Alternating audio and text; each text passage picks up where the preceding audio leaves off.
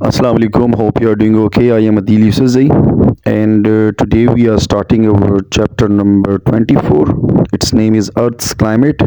और ये chapter link करता है from second year book physics NBF। तो स्टार्ट करते हैं वो न्यू टॉपिक एंड इसका इंट्रोडक्शन पहले सबसे पहले कर लेते हैं। हमारे चैप्टर का नेम है Earth's climate. So we have first to know about weather and climate. Actually, what is the difference between weather and climate? So weather is what? So weather आप ऐसे समझें कि it is a short term condition जो होती है about what? Temperature, humidity, precipitation, wind, etc. ये सारी की सारी जो चीज़ें हैं इसके बारे में जब हमें पता चलता है for short interval of time at a specific place और स्पेसिफिक टाइम, तो इसी चीज़ को हम क्या बोलते हैं, उसका वेदर बोलते हैं उस इलाके का। सही है। और एक और चीज़ अगर देखी जाए तो इसमें काफ़ी रैपिडली चेंजेस आ रहे होते हैं। और जैसे फॉर एग्ज़ाम्पल अगर हम वेदर की एग्ज़ाम्पल ले लें तो आज का ही जो लेट सपोज नौशहरा का जो वेदर है उसमें आप उसका टेम्परेचर बता सकते हैं।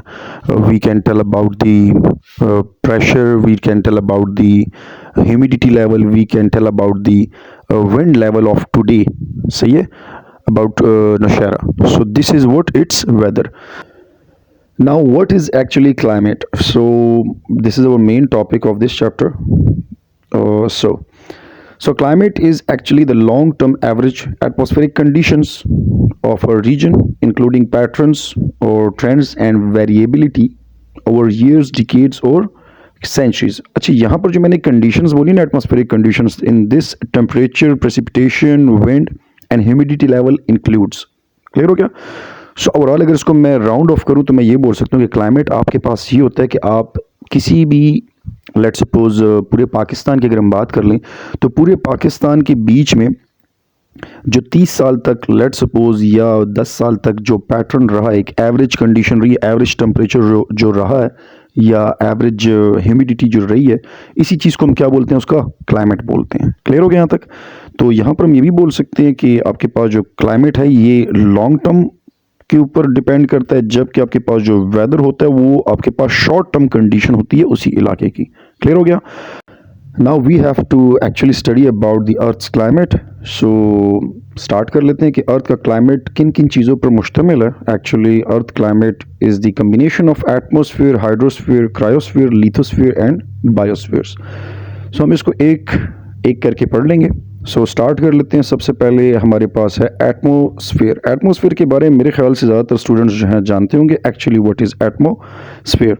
तो एटमोस्फियर आप ये समझ लें कि एटमोस्फियर आपके पास अर्थ के इर्द गिर्द जो कम्बिनेशन ऑफ गैसेज है, the combination of gases around the earth actually calls what atmosphere. और it is the combination of gases, different type of gases यहाँ पर मौजूद हैं। अच्छा, क्यों मौजूद हैं? बिकॉज अर्थ की अपनी एक अट्रैक्शन है, due to its gravity it pulls everything toward its centre. तो लाजिम बात है यहाँ पर गैसेस भी आपके पास एक मैटर का हिस्सा ही है और इनका भी मास है। सो ये गैसेस भी जो होती हैं अर्थ की तरफ अट्रैक्ट होती हैं। Now this atmosphere is the combination of further layers including troposphere, stratosphere, mesosphere, thermosphere and exosphere. So यहाँ पर अब स्टार्ट कर लेते हैं जितनी भी आपके पास लेयर्स हैं वन बाय वन हम स्टार्ट कर लेते हैं। तो इसमें सबसे पहले जो हमारे पास आता है that is troposphere. So troposphere आप ऐसा समझिए कि अर्थ की सरफेस से जैसे आप ऊपर की तरफ जाते हैं जो सबसे पहले लेयर आती है that is called what troposphere. और ये एक्सटेंड करती है अबाउट 12 किलोमीटर। आप अगर सर्च करते हो तो 12 किलोमीटर आपके पास की रेंज आती है, बट आप अगर अपनी बुक में देखें तो this is about 16 kilometre. But ये हम एवरेज ले लेते हैं। सही है। अगर इसकी हाइट में असल में बेसिकली इसमें आती है हाइट की वेरिएशन आती है। सही है ना। उसका बेसिक रीज़न क्या है कि आपके पास जो अर्थ है ना that is a like elliptical shape होती है इसकी, जिसकी वजह से यहाँ पर थोड़ी सी वेरिएशन आती है। इसके जो पोल्स हैं वहाँ से इसकी हाइट जो है थोड़ी कम होती है और जो इसके इक्वेटर पॉइंट है वहाँ पर इसकी हाइट ज़्यादा हो सकती है। अगर इसका रोल देखें ना हमारे पास जो ट्रोपोस्फियर है इसका रोल क्या है। सो ये क्या करती है, holds air for photosynthesis and breathing of plants and animals. सही है। तो यहाँ पर आपके पास फोटोसिंथेसिस को आगे प्रोसीड करने के लिए यहाँ पर गैसेस होती हैं और जो एनिमल्स यहाँ पर ब्रीथ वगैरह करते हैं, जैसे कि ह्यूमन भी एक सोशल एनिमल्स ही हैं, तो यहाँ पर वो सारी की सारी गैसेस मौजूद होती हैं। और इसमें अगर कंपोजिशन की बात करें तो it contains about 99% of water vapours and aerosol solid liquid gases के पार्टिकल्स भी यहाँ पर मौजूद होते हैं। और टेम्परेचर यहाँ पर काफ़ी एक इंटरेस्टिंग बात होती है कि टेम्परेचर यहाँ पर डिक्रीज हो रहा होता है with altitude, means that when we goes up so temperature decreases.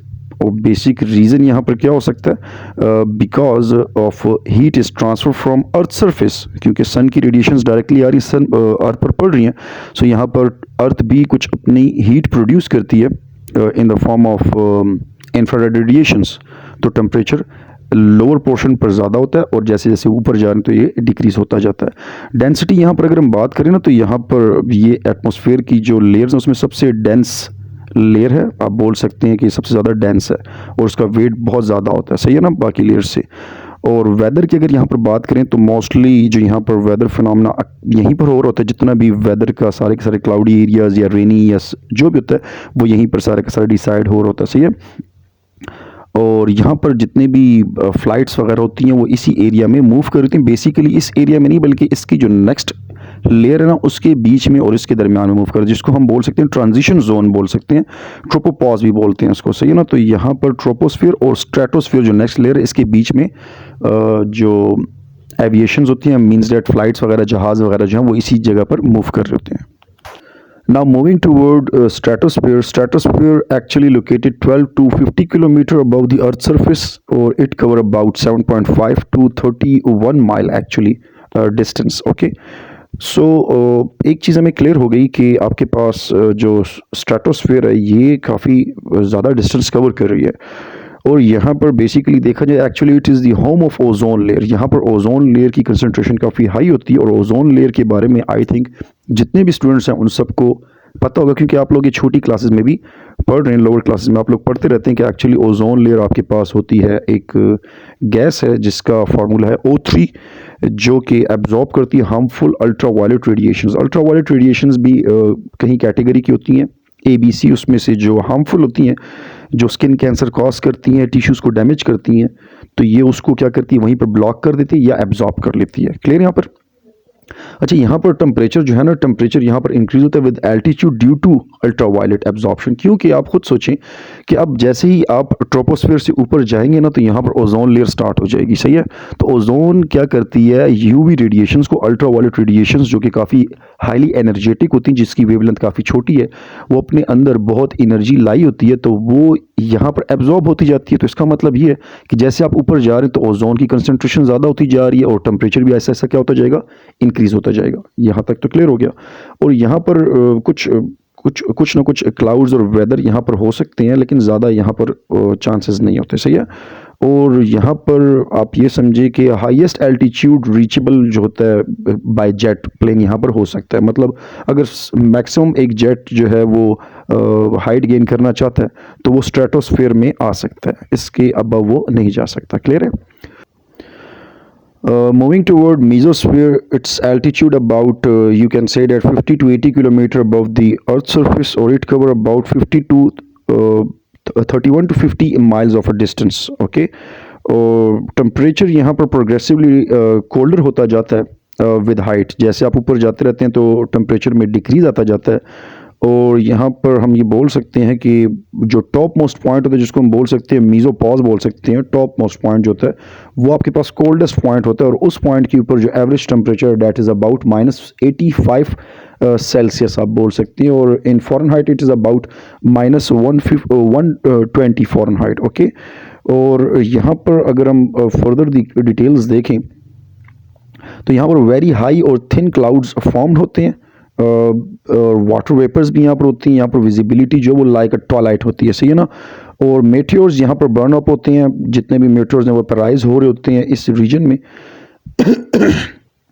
Atmospheric condition की अगर यहाँ पर हम बात कर लेते हैं तो यहाँ पर very low air density compare to lower air होती है। यहाँ पर जो लोअर लेयर्स हैं वहाँ पर डेंसिटी काफ़ी हाई होती है, यहाँ पर डेंसिटी काफ़ी लो होती है।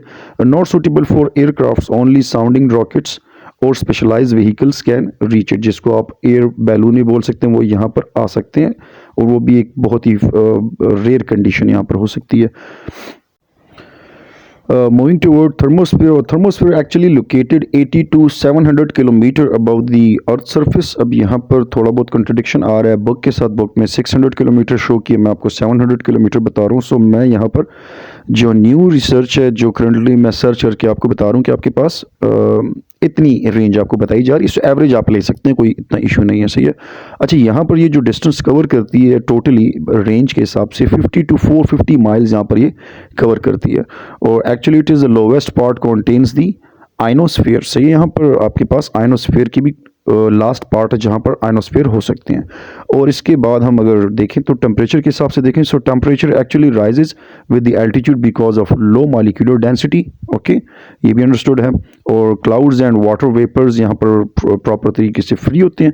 और जिसको हम एक और चीज़ बोलते हैं अरोराज बोलते हैं, उसकी भी फॉर्मेशन इसी पॉइंट के बीच में हो रही होती है. और स्पेशली यहाँ पर जिसको बोलते हैं ना इंटरनेशनल स्पेस स्टेशन ISS जिसको बोलते हैं, वो भी इसी लेयर में ऑर्बिट कर रहा होता है. क्लियर हो गया यहाँ पर. Now we will study about the exosphere and it is actually the last layer of the atmosphere. और it is located actually 700 to 10,000 kilometre above the surface of earth.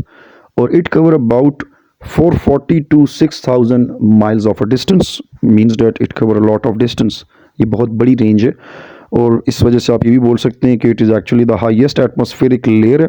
और actually it merges with the solar wind at its top. Clear हो गया यहाँ तक. इसके ऊपर जो आप बोल सकते हैं कि आपके पास सोलर विंड्स इसके साथ मर्ज हो रही होती हैं.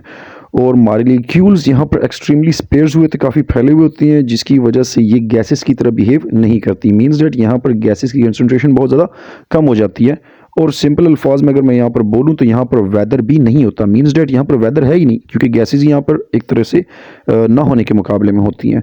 और यहाँ पर एक और चीज़ काफ़ी इंटरेस्टिंग होती है, अरोरास जिसको आप बोलते हैं, वो भी यहाँ पर अपेयर हो रहे हैं. इसके स्पेशली लोअर पार्ट में अपेयर हो रही होती हैं. और जो अर्थ के इर्द गिर्द जो सैटेलाइट्स ऑर्बिट कर रही थी, वो भी यहीं पर मोस्टली कर रही होती हैं. So this was all about the atmosphere.